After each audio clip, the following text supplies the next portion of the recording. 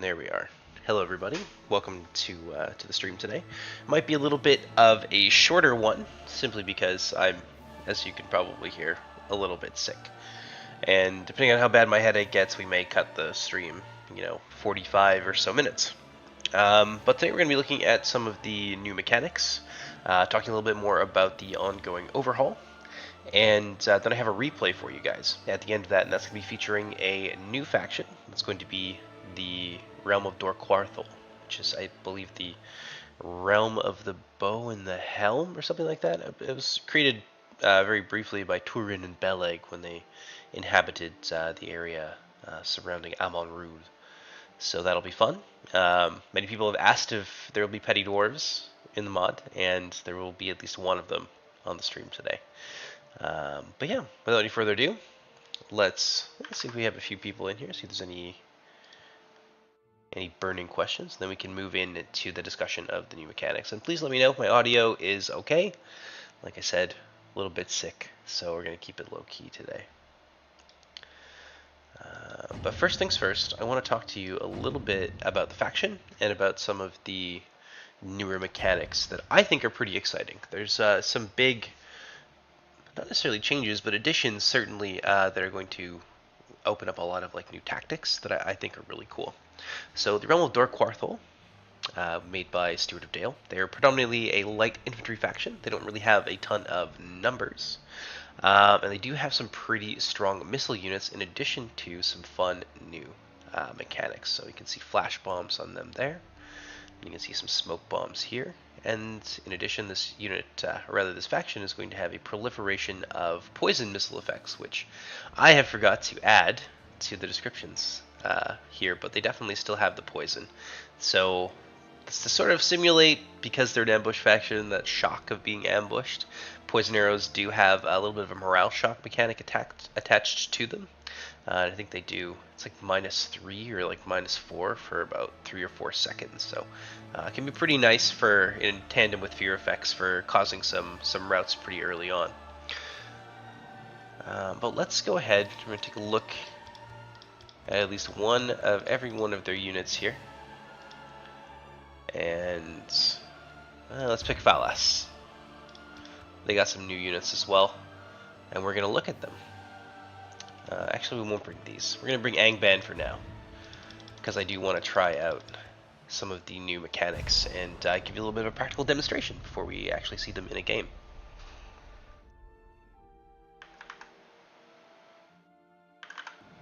Alright. Shush you. Let's divide them into their missile units predominantly. And then we'll take their cav, we're going to stick it over here. We're going to go through, we're going to talk about these units individually. Let's start with sort of the bread and butter. That's going to be their infantry. You've got the Brigands of CUARTHOL. They don't have their photos yet. As I said, they are a brand new faction. And a big part of the new overhaul, let me just go ahead and pause things there a little bit, is that harder counters are going to be a lot more important. So the fact that these guys are an armor-piercing mace unit, maces and armor-piercing units in general have gotten a little bit more efficacious. They're a lot better at their jobs, and they're going to hit a lot harder. This is sort of a lower tier unit of light infantry. Good in the woods, as you can probably imagine, being bandits. And it's one of their few answers in melee to heavy infantry. So next we're going to move over here. Guardsmen of the two captains, sort of your bog standard spearmen. Nothing particularly crazy about them. We've got shield wall bonuses versus cavalry bonuses in the woods and snow. That's pretty well standard across the whole faction. They have bonuses in woods and snow. Pretty good morale, and they've got a little bit of a lower fatigue trait. So men and orcs, and to a lesser extent some dwarves, are gonna have a lot more emphasis, I suppose, on managing their fatigue, while the firstborn are able to kind of run around and be a little bit more maneuverable. And of course, they come with their own sets of drawbacks as well, numbers, expense being one of them. The men and the orcs across the board, one of the big things they're going to have to deal with is their fatigue being a little bit lower. So you're going to see that pretty well across most of this faction and most of the orcish ones as well. So a light spearman unit there, nothing too crazy. This here is their legendary company, the Drogathri. They've got a little war cry there, which can improve their attack, possibly. I'm not as familiar with that mechanic. It was one of the new ones added in when we integrated it to EOP. But I think it does increase damage ever so slightly.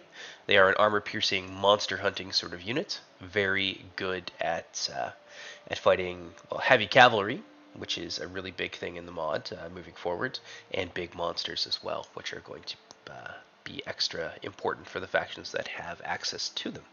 We've got a lot of combat bonuses as well. Pretty well, I think, everywhere except for scrub terrain, which we don't really use very much. Yeah, overall, nice little legendary company. They do have some fear attached to them as well.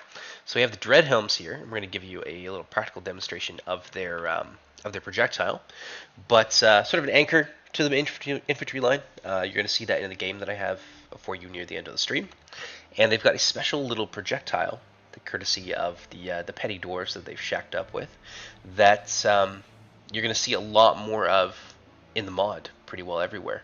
We are looking at trying to add a magic system, and while these units are not magical, they do operate along some of the same principles and use some of the same mechanics that our magical Valinor Maiar that we will be adding into the mod will also use as well.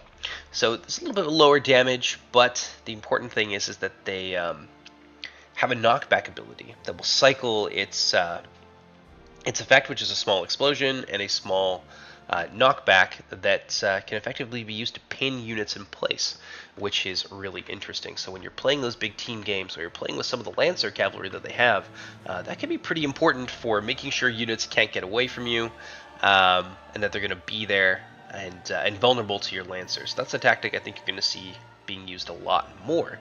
Worth noting that relentless units, that is, units without stagger effects, and cavalry and elephants cannot be affected by this sort of thing, simply because they don't have those stagger effects, and that's the crux of it and how it operates. But you'll see a little bit more of that in a minute. Pop on over here. Got some scouts of the two captains. They're a hybrid harassment javelin and axe-armed melee cavalry. Makes them a little bit faster. Axes in general in the new overhaul do confer a little bit of an extra movement speed bonus and some higher damage, but they pay for that with defense and melee.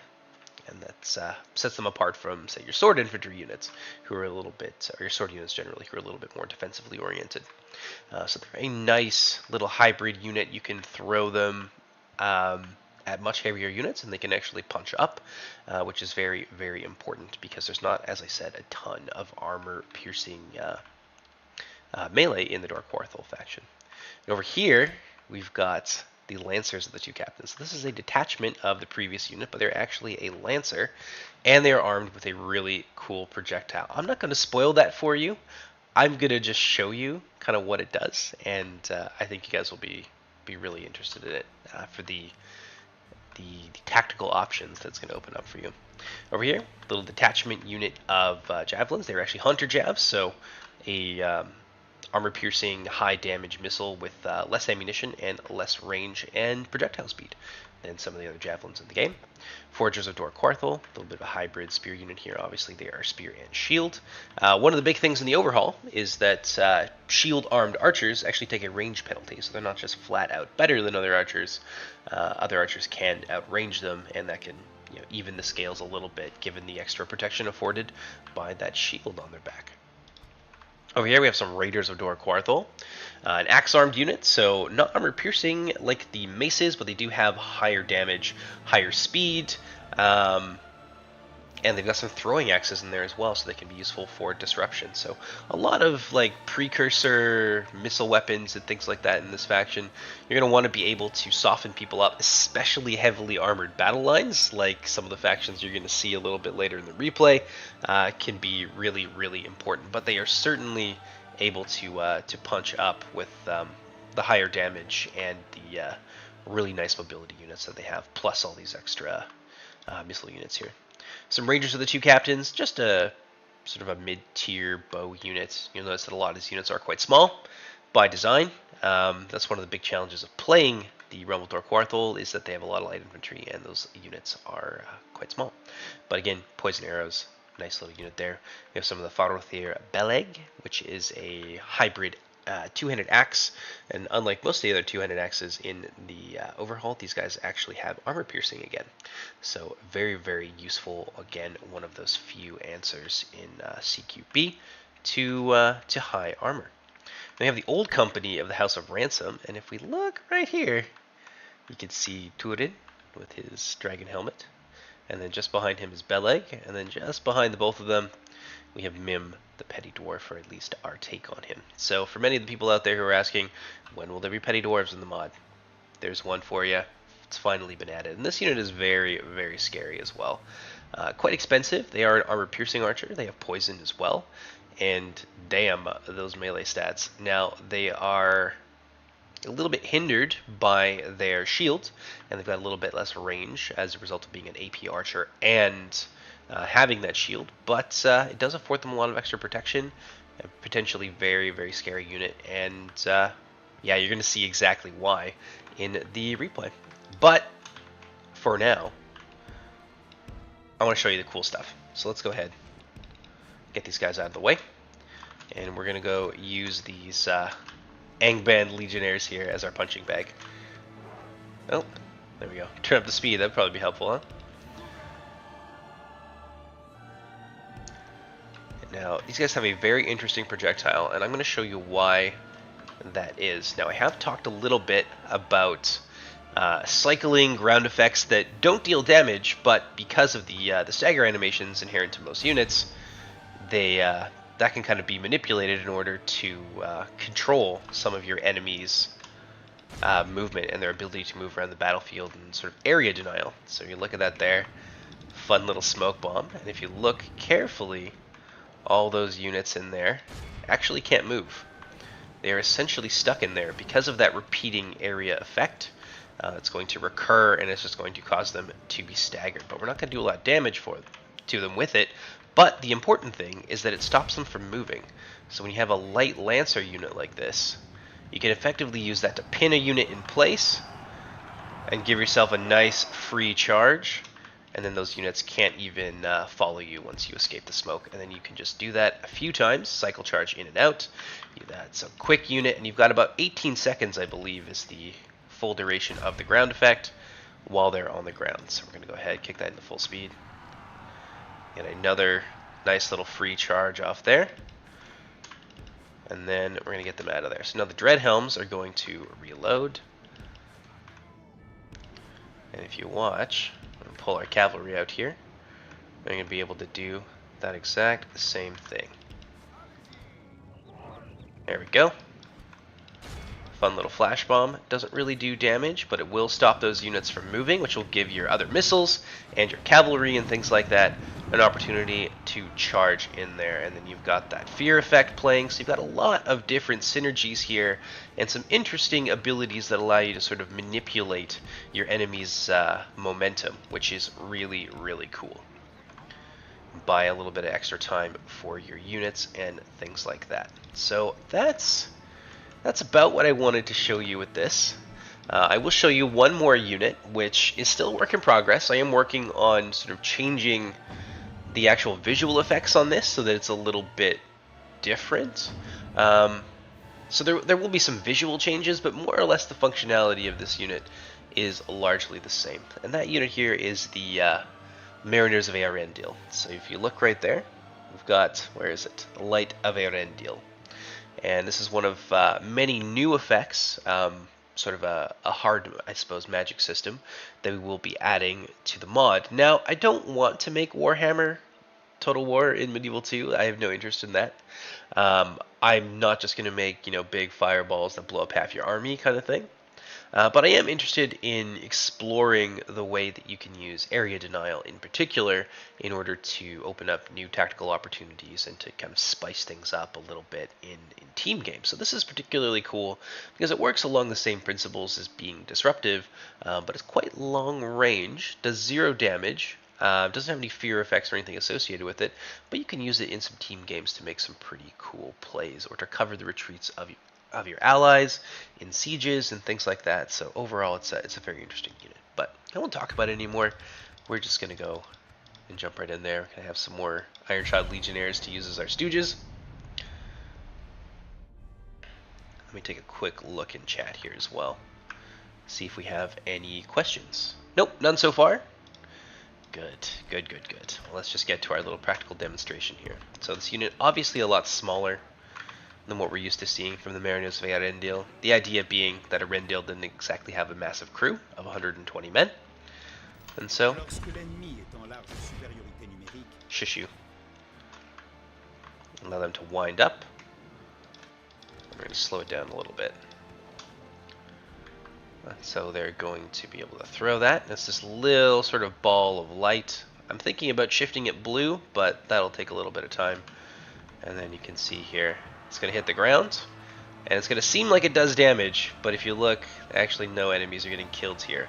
But it will recur an explosion on the ground, which will disrupt units, throw them into a little bit of chaos, which of course is useful for the Philothrim, who have so many javelin units, a lot of missiles and things like that.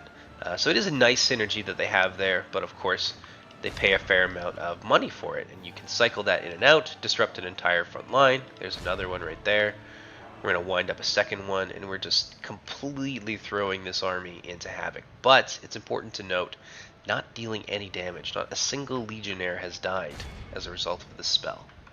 It's mostly meant to be a sort of blinding light to sub in for the Silmarillion that a Rendil would have in his possession, and to give you a little bit of control manipulation over your enemy movements. And this is cool for multiplayer, but it's going to be really powerful, I think, in campaign. This is going to be a big leg up and a very, very strong reason to actually bring this legendary company, which is not very, mostly due to its lower numbers, formidable in close quarters. This is the kind of thing that it's going to be useful for, just causing all of this disruption. It's really just a big utility stick, a little wand that you can shake at your enemies and hopefully cause them a little bit of problems. So if we take a look at the melee stats there, nothing too impressive. The missile attack is 1, it's got no AP, doesn't really do a whole lot.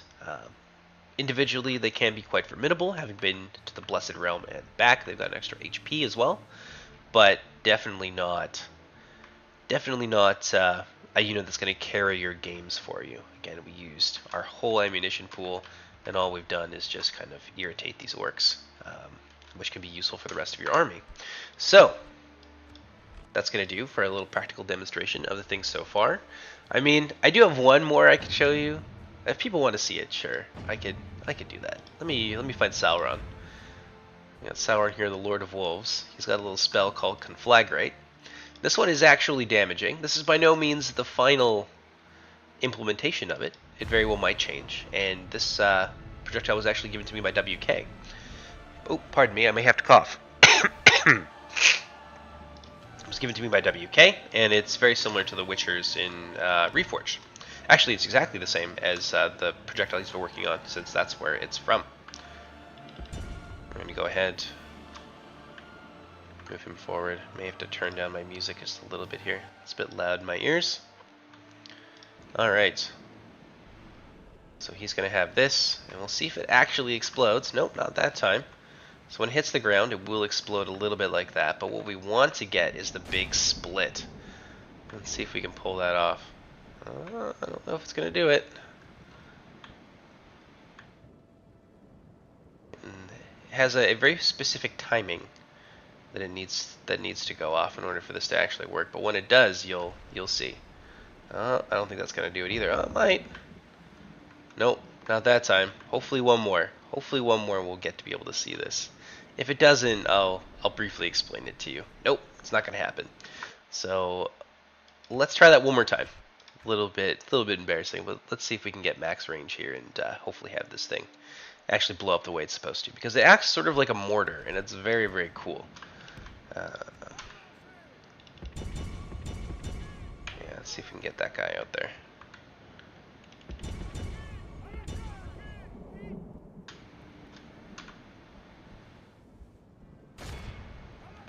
There we are. Oops.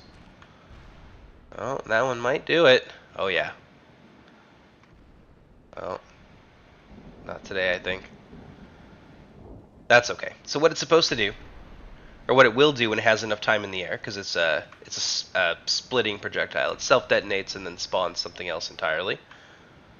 It'll basically shoot up into the air and then detonate and then a whole bunch, probably I think 32 or so little gouts of flame, will rain down upon the area, and anything that walks over them will take an incredible amount of damage. It will insta-kill most things. So if Sauron doesn't want to play ball today, that's okay.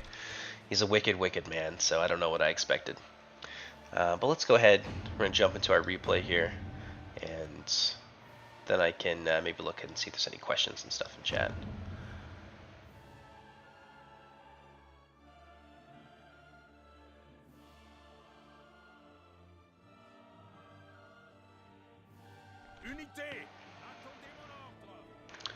Alright, let me take a quick look in chat here.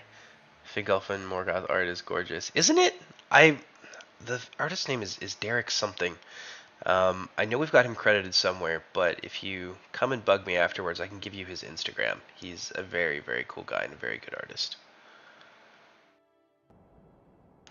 So, let's take a look here. Slow down just a little bit. I'm actually in this, so I'm going to be playing as the Realm of Angband today. They've gone through a few changes since the last time we saw them. They're a little bit more stable with their battle line, since apparently they were missing some inspiration traits, which I don't know how that happened. Not my fault. But the end result is that they are a little bit more stable, and they are very slow, though, which is something you're going to notice a lot in this game. So I've got a couple of units, I think 3 in total, of the Thralls of Angband, so no crossbows today. Nice to see the Thralls on the field. 2 units of the Tormentors, 2 units of Trollguard of Gothmog. I've got 1 unit of the Wolf Riders of Angband, who I think are much improved over their previous iteration. They've increased in size by just about 40-ish, 45% or so, and they're very, very tanky. Don't really punch up with a lot of damage, except against certain mount types, but they can be a very big pain in the ass. They are painfully slow, though, which is something that may change in the near future. We've also got some Reavers here. Nice little medium infantry unit. More damaging than the Legionnaires, but a little bit less survivability as well. Nasty charge, quite quick, really good terrain bonuses. One of the few units that Angband has that don't take penalties in the woods. So I think I've got 3, maybe 4 units of them hanging out here. And let's see, I've started to move my army already. Yeah, there's some more Reavers up here. I've got 2 Mangonels. The new Mangonel projectile is something you're going to see today as well, which I'm really excited to show you, because finally I feel that we have an implementation of the Mangonel that's more reliable, but not, you know, an engine of destruction. It's not, it can do damage, but it's not as swingy as it used to be. So previously, you know, you bring the Mangonel, you hope that it does some damage, and if it does, great, but a lot of the time it just wouldn't. This is a little bit more reliable. And it does have a recurring explosion effect that has some damage tied to it, but is also really nice as a disruption effect against skirmishers or advancing battle lines and things like that. I've got 3 units of the Legionnaires there. You can see them fully upgraded. And the Ironshod Halberdiers there with their 2nd armor upgrade as well. So a pretty beefy battle line, lots of numbers, lots of armor, very hard to chew through unless you've got a lot of armor piercing, which the Realm of CUARTHOL does not really have all that much of. Over here we have another overhauled faction. That one's going to be played by Steward of Dale. He's playing as the Grey Elves of Mithrim. We have their legendary company right here, who just disappeared on us. Went somewhere else. Probably, maybe over here? I don't know. We'll find them again in a minute. Got a couple units here of the Outlaws of Hithlum, a really nice anti-monster unit. They've also got some throwing axes for a bit of extra utility. Throwing axe damage has gone up quite precipitously. I think it's gone from like 9 or 10, maybe 11, to like 13. Pretty well base for a lot of mid-tier units, which is nice. Or rather the Hunters here of Mithrim. You're going to have access to 3 of them. They are a Hunter Javelin unit. Mithrim in general, I only just finished the overhaul on them yesterday, and they seem to have settled into a really nice anti-armor niche. But I don't know how well it's going to work against the Realm of CUARTHOL across the way there, since they don't have a ton of armor. Out in the back here with their comically large hammers, we've got the Scions of Tuor. They sort of look like a Berserker unit, but I believe they're locked morale, really high shield, and quite good melee defense and high damage and AP. But obviously they don't have a ton of armor, so if you can attack them from behind or shoot them from the flank with missiles, then this very expensive unit can fall away quite quickly. So it's a little bit of a risk. High risk, high reward, because once they're in melee they are very, very scary, and they have Relentless as well, so they can't be affected by those smoke bombs that I showed you earlier. Up here, I think we've got 2 units of the Elders of the Twilight Heart. This is one of the other bodyguard troops. They're medium spearmen with a really high shield value and pretty good missiles as well. In behind them, have Lookouts of Mithrim, just your sort of bog standard mid-tier elven archer. One thing to note about missile units in the new overhaul is that they have now got more of a scaling slider, whereas previously the damage was static per tier. Now per tier and like level of training, basically they go up in damage. So these guys I think have gone from like 5 damage to 7, which is quite significant. Not for a lot of the heavier armored and shielded units, but in a world where there's a lot of light infantry, and indeed there is, especially in this game, these guys can be very, very useful. They have that shield as well, which will affect their range, but does give them that added protection as well. Back here, Sword Bearers of Mithrim. I think we've got 3 units of them, and they're going to be backed up with some more of those Hunter Javelins. Now, let's see if we can find his cavalry, because I know that they're out here somewhere. Aha! Here they are. So we have the Legendary Company, the Bannerets of the Hither Shore. They are, I believe... Yes, I believe I did them as heavy cavalry, or they might be medium. I can't quite remember. It's been a long week. But they're a very, very potent lancer, very scary. That charge of theirs, I think it's like 830 or like 1030, so it's very, very high, and they're one of the few lancer units in the game that can really take on heavy infantry from the front and actually deal damage to them through their high melee defense and shield values. So that's really important. Upgraded unit here of the Shore Riders of Mithrim, a hybrid melee cavalry and javelin unit. Obviously, we really love those in the mod. Since DOR and CUARTHOL, I believe, or DOR CUARTHOL has one as well. We've probably got 3 or 4 more units like this throughout the mod. So it's a pretty standard unit, but it does have a lot of shield value and a lot of attack. But like most Mithrim units, it'll trade out shield value and armor, or rather melee defense and armor for high shield value. So that's pretty cool. And I think that's most of them. So game starting here. Take a look at what DOR CUARTHOL bringing. Got them dread helms there. I've got some Rangers of the 2 captains as well, so poison arrows and those disruptive flash bombs. Old Company of the House of Ransom, so some AP archers. More Dreadhelms here, forming an anchor in the center. That's going to be really important for Captain Gervais here. Forges of DOR CUARTHOL, some more archers. Looks like bandits. That's going to be the brigands, so the throwing axes. We've got some guardsmen here of the 2 captains, so spearmen to back up the main line of Dreadhelms. Old Company. Bring 2 Old Company. Wow, look at that. You really double down on them. And then some huntsmen of the 2 captains. So one of the cool things about DOR CUARTHOL is it's just like a weird kind of quirky feature of questionable use. Most of the units can actually deploy stakes, so they can sort of make a little bandit camp wherever they go. I thought it was fun. We'll see if that ends up making it to live. It might just end up being more obnoxious than it's actually worth. Second army here of DOR CUARTHOL, right across the road from myself. That's going to be played by Thunderous Fox. Got some Dreadhelms here, and a whole bunch of cavalry. He loves his cavalry. We got 3 units here of those scouts of the 2 captains, so much more mobility focused. Got the Old Company of the House of Ransom, AP archers hanging out up here. More Dreadhelms, brigands, things like that, and they've taken up some pretty strong defensive positions here. But I think Thunderous Fox is going to be the first one to make a move forward. 2 units of the brigands there with their maces. Nice little counters to my baseline heavy infantry. Got some more Dreadhelms, huntsmen, and some more cav out here. This is actually the smoke bomb cav, so we're going to see them in the game today as well. Pardon me. Again, quite sick.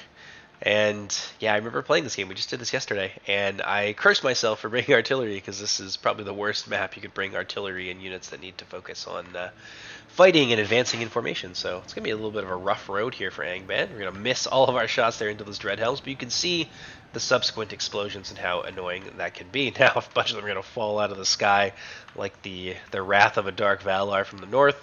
Kill a few of these Dreadhelms here.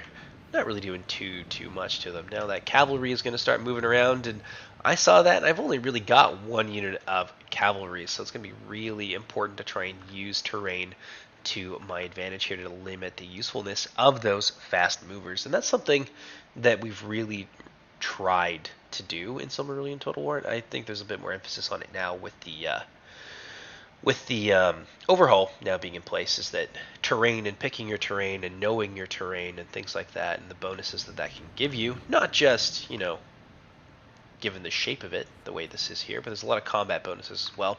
It's going to be really important. So, a bit of a learning curve.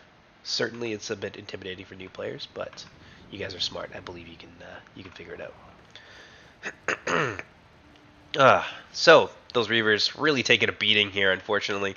All of those harassment javelins just doing a number on them. But that's one of the nice things about Angband in the Overhaul that you'll see throughout the game is that they really play like a swarmy horde faction.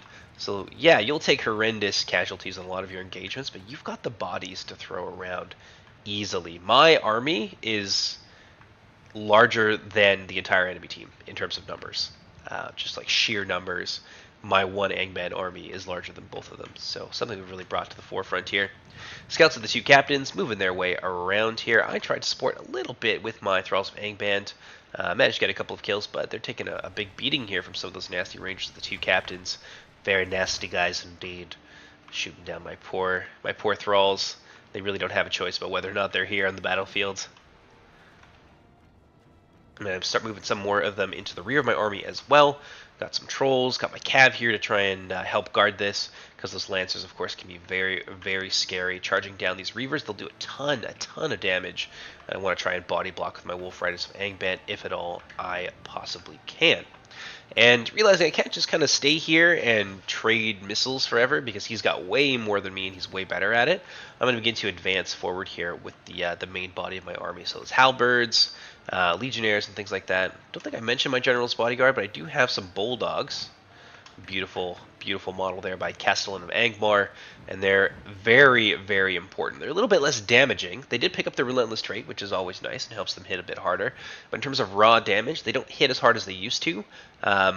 That role has kind of been pushed a little bit further into the Balrogs, but they're excellent support, extremely tanky with their two armor upgrades, and they've got really strong inspiration traits, which is essential. You can't play Angband without having those inspiration traits, because you'll just be in a lot of trouble. Take a beating there. You can see my units suffering under the weight of that poison volley there. It does a little bit of morale shocking, which can be a big problem for my poor orcs. Yeah, managing to get that effect rolling on that entire blob there as my slowly moving but very heavily armored battle line begins to move itself forward. But we want to see what's going on over here with Mithrim and the Banditos. So Mithrim looking, probing, prodding, trying to find a weak spot here that they can just thrust all that cavalry into. Now these huntsmen, potentially very scary, but they're scary against the heavily armored units, but against the Outlaws of Hithlum, I mean, anything is going to do this sort of damage to them because they are unshielded and quite lightly armored. So this is a great way to suck up a lot of that AP ammunition. They're going to clap back there with some of their own throwing axes. Let's see if they manage to do some damage. Yeah, actually not bad at all. Very, very strong volley coming off there. And this one unit is going to suffer greatly, but these guys are going to be able to basically expend their entire ammunition. Let's see if they manage to get another good volley off there. Some Hunters of Mithrim, so some of the Grey Elves' own Hunter Javelins being brought to bear here. Not sure I'd really try to use these against them, but I guess there's not too many targets that are heavily armored they'd really want to save the Hunters of Mithrim for, so Stewie's probably doing it the right way. Far be it from me to second guess him. Yeah, that unit just got annihilated by those throwing axes. Completely devastated. So skirmish, as you can see, is obviously really important, especially with all the light infantry. Something we have tried to, or at least I have tried to bring a little bit more focus back onto. But your heavy units, they'll shrug off this kind of fire. It's really only your light and medium troops that suffer badly here. Nice charge there from the Huntsman of the two captains, whipping out those big ugly axes, smashing their way through that thin line of the Outlaws of Hithlum, and hopefully Stu's able to bring some reinforcements. Indeed he is. Although a bit of a scary place to have these Scions of Tawar. That being said, he has managed to suck up a lot of that missile fire, and now this is a great time, actually, now that I think about it, to bring in those Scions, because there's not too many things here that can really deal damage to them. Not from the front, in any case. Big skirmish fight going down here between both sides. Looks like Dolan Quarthol, or Dor Quarthol, not in Quarthol, managing to get the better of the Grey Elves, which is unsurprising given the large amount of skirmishers that they have available to them. Now this front line here, those light infantry, really, even from the front, they're quite limited in their defensive capabilities against missiles, as you would expect from light infantry. Yeah, really taking a bit of a beating there. But I'm going to pop back over here. See some nastiness has occurred. Managed to take down some of those scouts. You can see my poor Reavers here got pinned in place. Same with the Trolls, but the Trolls I don't believe have any stagger animations either, so they can actually push their way into this, which is fitting, I feel. These big, scary monsters, really hard to slow them down. Relentless in their pursuit. Trying to chase some of this cavalry around. Those Lancers are going to get a good charge in there. And there's a very good chance, given that the Trolls are infantry, that they can instantly kill some of them. So that's very nasty. It looks like that charge was a little bit blunted here. There's some issues with pathfinding and stuff on the map, so those light cavalry really suffering the effects of that, now locked in CQB with those Trolls as they just whack them around. The Trolls on their own are almost twice as large as mounted men on horseback. So a very intimidating bruiser unit, and I'm trying to have a nice big flank here. So I've managed to catch him with his cav on the Reavers here. He's not going to be able to break through, at least not immediately, and I'm going to slam my Wolf Riders, pardon me, and some of my Reavers there into the back, and he's going to try and get out of here, but they're going to have to flee right through big masses of units. And these Wolf Riders they're slow, but man are they chunky. Those Reavers there, managing to take quite a lot of them down. You see a lot of dead horsemen there. They did trade okay with my works, but so many of these guys are just going to get caught out here in this pool of Reavers and pursued even further by the Wolf Riders of Angband. That this is a rough one, but he will manage to make it through with acceptable numbers into the back of my line. You can see things are not going well here for DOR CUARTHOL. This is the last place that they want to be, staring down the business end of an Angband halberd and heavy infantry line. Oof, see some of those nasty missiles coming in, but while they do have a secondary effect in that they sort of act like harassment javelins, they don't have a ton of ammo, and the damage that they can do is going to be very limited, especially by the numbers. So not really being used for its disruption effect, as there's not really much purpose to it, but it does look really cool, and they will manage to claim a few of those halberdiers there in the process. What do we got over here? Rangers of the two captains looking like, well, they've still got some ammo. More Angband missile fire coming in here. Got another explosion maybe? Yeah. You can see right in the epicenter of that explosion, anybody who's caught like in the dead center will get claimed by that fiery blast. And the rest of them are just going to get knocked over onto their butts. Managed to get into the very back of his lines here with my Trolls. Not doing great. Old Company of Ransom really raining down AP arrows, trying to stop these Trolls, but they are just on a victory march, cleaving through those light infantry. My Reavers just kind of hanging out. These guys, I don't think, were really able to catch too many of his cavalry, unless I don't think they really managed to make it. Oh, they kind of did. So they are going to manage to get in here against my Reavers of Anthalglith. But got those Angband numbers. What can you do? So things are going okay for me over here against DOR CUARTHOL. Let's go ahead and see how our ally is doing. Now, he's doing pretty well on this front line here. Mithrim is excellent in a grind like this because of all that infantry and the high shield values that they have. It looks like some of the scouts, though, have been free to kind of get in here, and I think they smashed apart maybe some of those Lancers, so that's very unfortunate because the Lancers are quite expensive unit. Some of the DOR CUARTHOL units managing to get out of here. I don't really know what became of his general's bodyguard, but I can see, yeah, okay, now we know what became of them. They were overwhelmed here. Looks like there was a big cav engagement that unfortunately we missed, and both sides suffered pretty grievous losses, but it's looking like Stewie came off worse for wear. And unfortunately, down goes the general for the Mithrim army, and that's going to leave them extremely vulnerable. Pardon me. Oh, it's catching up with me. My headache's really killing me. So now these scouts, the two captains, are going to be able to quite easily get behind these lines, and now reeling from the death of their general for, I think it's like 20-25 seconds or something. All the units in your army after his death take a big penalty to their morale. These scouts of the two captains are very well placed to cause some serious mischief in the back lines here. Let's go ahead and get turn it up just a little bit there. Yeah, a little bit of routing. Some of them lookouts starting to flee. Over here, Mithrim is doing very well. The Old Company on the verge of defeat. The Dreadhelms here being overwhelmed. And Hunters of Mithrim just kind of holding their own well enough against the Raiders of DOR CUARTHOL. They'll do okay, but these units I think will ultimately wipe each other out. Well, there's some of that disruption in there. Stopping these units from moving, stopping them from being able to just rush through here and get all of their numbers, bring them to bear against the Dreadhelms, and potentially rout them very quickly. Another volley coming in, going to make sure that they stay exactly where they are. And now a very, depending on your perspective, well-timed or unfortunate charge from these scouts right into the back of the sword bearers. They're not even going to have time to turn around. And they are actually going to rout off there. Very nasty. The combination of those penalties from the shock of a cavalry charge and the death of their general going to really sap the will to fight out of these Mithrim sword bearers, and that is a huge mass rout. He's free to just do the same thing basically everywhere.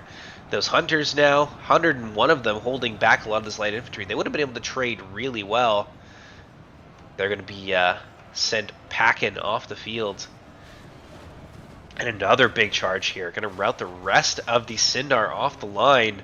Potentially, yep, there we go. Starting to see some things break. And even the elders, even the general's bodyguard being sent packing.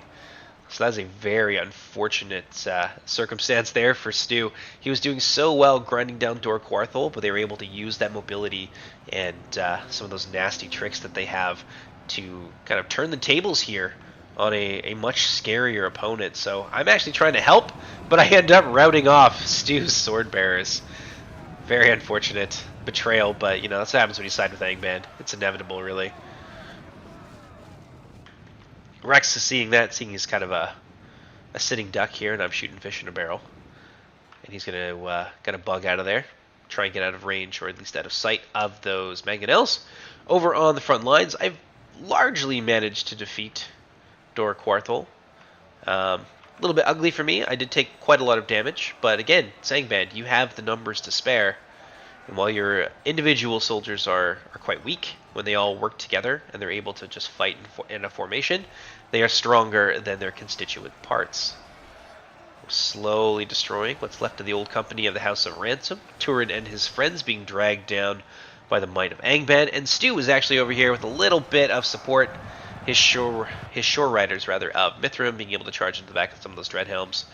And slowly but surely we are fighting our way up that hill and destroying what remains of Tundra Fox's army. Pardon me. Let's see, I've managed to get my Tormentors over here on top of the Dreadhelms, and they're going to have a blast. The Tormentors are just so heavily armored, and they've got AP that they can just walk through the Dreadhelms. Dreadhelms are a great anchor, but they're really not up to the task of fighting armor-piercing infantry who can just clap back so hard. In the back here, you can see some of the devastation wrought by my trolls. I did lose maybe a handful of them, 5 or 6 in total, but we managed to take down all of that cavalry, and our little semi-surround here worked extremely well in our favor. He tried to bug out and get through those Reavers, but he just wasn't able to make it through. And while some units were able to kind of crest the hill and get down into my Reavers, it didn't take too long to finish off the rest of them. So very unfortunate for Tundra's Fox there. And I'm going to have a decent amount of infantry still alive moving into this. But if we look here, yeah, we're pretty far ahead in terms of numbers, but that's to be expected when you are Angband. Now, I've taken up a position over here, moved part of my army since the rest of it is occupied, trying to get these mangonels into a relatively safe position where I can rain down hell and havoc on the light infantry of DOR CUARTHOL. But Rex isn't going to just take that line down. He's put this big pillar of stone here between myself and, rather my mangonels and him. And he's actually going to move some troops out here in this sneaky little pass and try and disrupt the flow of my mangonels. So nice move there. Really starting to think ahead a little. And naturally, still got the damn scouts hanging out here. So I advanced a little bit too far forward with my Thralls of Angband. There was a second unit over here that he used to bait me. Very nice. And these units were out chasing that, and the other unit was able to charge into my Thralls. This is the only unit of Thralls still has ammunition, so kind of sucks for me. But there goes Tundra's Fox's general, and the rest of his troops will not be long for this world. I'll try and bring my Wolf Riders to bear. as best I'm able to, but you can see that they're quite slow. And we will get in there. Managed to deal some damage to those nasty scouts, but it's not going to be too much. Yeah, managing to bring the mangonel to bear now. Popping off some shots here, throwing whatever I got. I got some Reavers in there, some Tormentors, a very healthy unit of Tormentors. Oh, betrayal!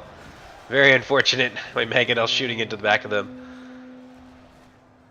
They're taking some fire there from those poison arrows. They're not going to appreciate that very much. And I don't actually have any reserves to throw in there. And now you can see the Dreadhelms coming up here and assassinating one of my mangonels. So a nice move there from Rex. Deal some damage to the crew as well, but he is going to be able to take one of those down. That being said, it's going to shield the rest of them, so he will be able to run down his ammunition, and he will only take down one of our mangonels, and we've got another unit there as well. So mangonel's going to be operational for a little bit longer. Unfortunately, some of these scouts here might have something to say about that. They've managed to get in, and they've cornered the poor short riders of Mithrim that Stewie had brought to help me, and alas, they're going to get I think bisected. About half that unit there is going to die. Nice charge into the rear there. Going to scatter those Reavers. Kill my very healthy unit of Tormentors. Almost to a man. Very sad for me. So Rex is managing to kind of even the odds here a little bit with those very scary mobility units. I'm trying to get my Wolf Riders Angband out of there before the House of Ransom and the Dreadhelms can tear them asunder. But alas, won't be able to do that, so I decide, whatever, we'll stand and fight with them. Got some infantry that I can throw in there, try and get some of those cavalrymen, and we will. Yeah, a nice big charge there. Axe units have very scary charges, so we're going to manage to take down maybe 5 or 7 or so of those scouts, and they're standing together with those Wolf Riders. They'll be able to do all right. Patrol Guard of Gothmog, they're present. They're going to be able to give a little bit of inspiration. +2 morale, I believe, in 25 meters, but they're quite tired. They've done a lot. They really carried my my flanking thrust on the other side. Almost entirely on their big burly shoulders. Legionnaires and the rest of my army slowly managing to make their way to the field, but yeah, we just cleaned up what was left of Tundra's Fox, and a lot of them are pretty tired, and that can affect their morale in really big ways. My poor Wolf Riders got smacked up, and they've had enough. They're going to be gone. They won't come back. Guardsmen, the 2 captains, thrown in over here, but now that I've brought the rest of my Angband army to bear, it's gonna be more or less inevitable, but there is of course morale to think about here. My trolls not doing too bad, but the old company are gonna be very scary against them. Even though they're not armor piercing, they've got enough damage, and you can see them starting to drag my poor trolls down. Ignore my French advisor, it's fine. 94 of my legionaries running for their lives. Got more Reavers that I'm ready to throw in there, and he's going to sort of circle the wagons, maybe try and smash his way through here. But this is one of the nice things about those mangonels, is that you've got a full unit, a full 250-man unit of Ironshod Legionnaires after that mangonel has outlived its usefulness. And they've saved my bacon a couple of times. In the last game as well, you saw that they ended up forming sort of the last stand of my battle line that managed to see us through to the end and outlast the tribe of Boar. So it's a really nice ace in the hole to have Zangband. Just makes them feel, again, super swarmy. Endless waves of bodies. Halberds over here. Gonna take a charge from the old company. And it's gonna hurt. Gonna take quite a lot of damage there. They're gonna give it back to the old company, I think, just as well. Especially in terms of how cheap those units are. Oof. Of course I say that, and I don't think they've managed to kill any of them yet. There we go. Slowly grinding them down with that very scary spear wall attack. Now they're turning the tide there. Yeah, you can see those old company beginning to fall. And we've kind of pretty well surrounded them. Another big charge here from what's remaining of those scouts of the 2 captains, but there's just not enough of them, really. Not in that particular unit. Another charge here. They're going to get in there, but I think they tried to maybe pursue those cavalry units. Foragers on the verge of routing. These Dreadhelms here not having a good time, and that other mangonel crew. Another 178 heavily armored infantry rushing their way down. And it's all over but the crying at this point. Only 6% of the enemy armies left, but still a very strong showing from DOR CUARTHOL. They managed to quite handily rout an entire Sindar army.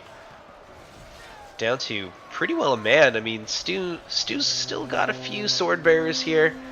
I think the cavalry we saw earlier has since expired.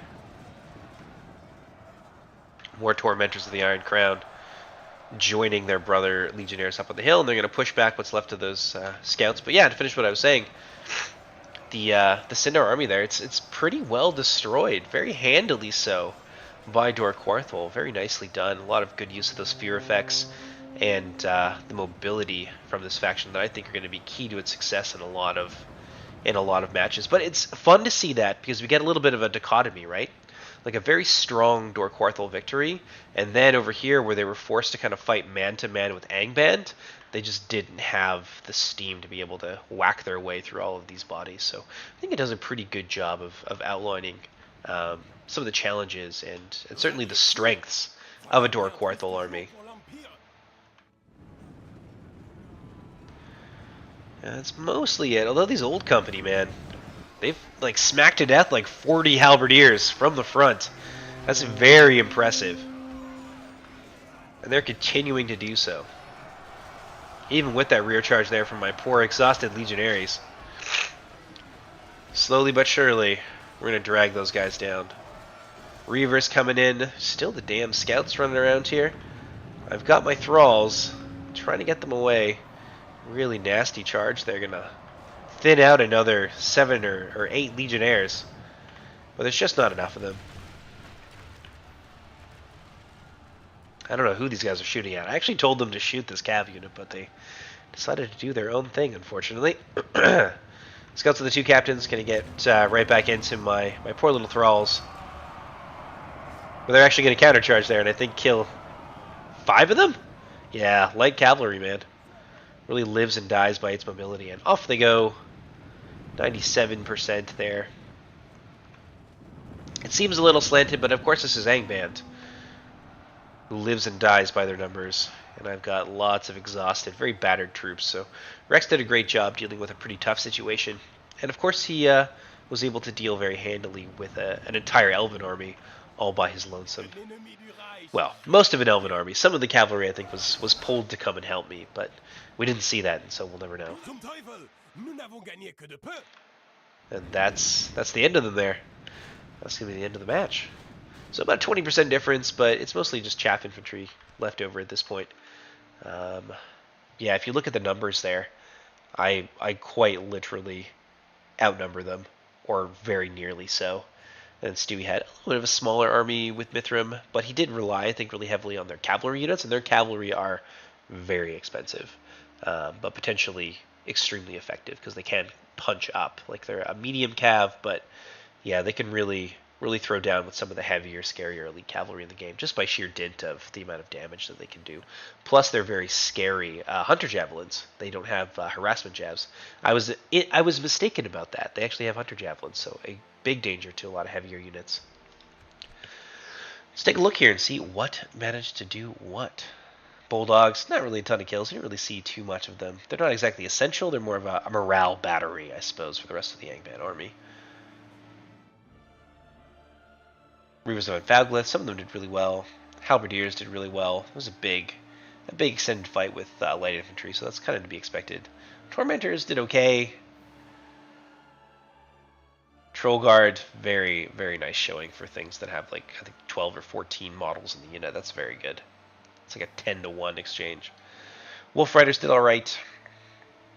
And the Thralls did really well as well. So it was cool to see an Angband army that doesn't really rely on elephants.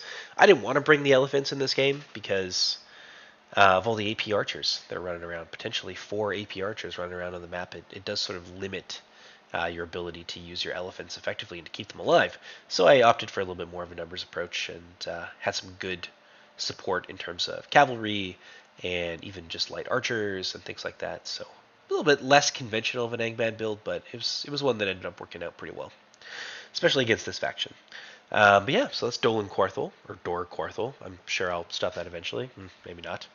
Let's take a look here in chat and see if there's any questions and things like that still outstanding that I wasn't able to get to during that stream. first time we've seen these guys. Yep, they are pretty interesting. Obviously, we've seen some of the cool smoke bomb mechanics and how that can be useful for covering retreats or being used offensively to set up opportunities for your lancers and things like that. So it's a pretty cool faction. I'm happy with them overall. I actually didn't really have much of a hand in designing them. I did some of the projectiles, although the smoke bombs I actually brought in from Igni Feroque, which is a ridiculously visionary mod, just like way ahead of its time in a lot of ways, for Medieval 2. But yeah, a lot of the projectiles we saw today, like the Mangonel, the flash bombs, and well, we didn't really see Sauron's projectile. Let's try that one more time. I really want to show you guys the destructive potential of Sauron here. So let's do something slow, something like that.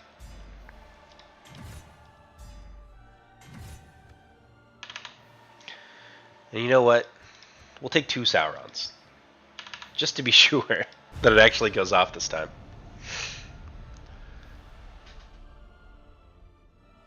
But yeah, as I was saying, so a lot of those other projectiles and stuff I did work on, but most of it was actually done by Steward of Dale. So really good job to him. It's an interesting faction. It's got some cool synergies. I'm very excited to see kind of how it fits into the meta. I'm sure people have questions about whether or not you'll be able to play them in campaign. I'll spoil it for you now. You won't. You won't be able to play them in campaign. But you will be able to play against them in campaign and potentially have access to part of their roster. There'll be a bandit faction that you kind of have to deal with in like the more extreme north. There it is. Yeah. Now wait for it. Now, obviously, this is really strong. Definitely not its final iteration, but it is also worth noting that very limited ammo, and it's hard to actually get that off. We had to bring 2 Saurons in order to be able to do it properly. So occasionally we'll do nothing, occasionally it'll be very swingy. But again, not its final iteration. It is obviously pretty damn strong. But we had 2 of them go off there too, so cut that in half. But that's the current iteration of the Conflagrate spell, so it's kind of neat. But I think that's going to be it for today, because my headache is killing me something fierce. So if you guys have any additional questions and things like that, please ask them now, and I will answer them to the best of my ability. Otherwise, we're going to, pardon me, wrap things up a little bit.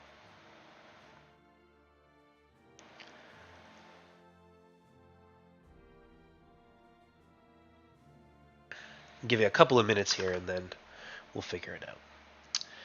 Cool, it's the first time I've seen them. I was worried they might be too fragile, but they have got some resilience. Yeah, they do have some units, especially those Dread Helms.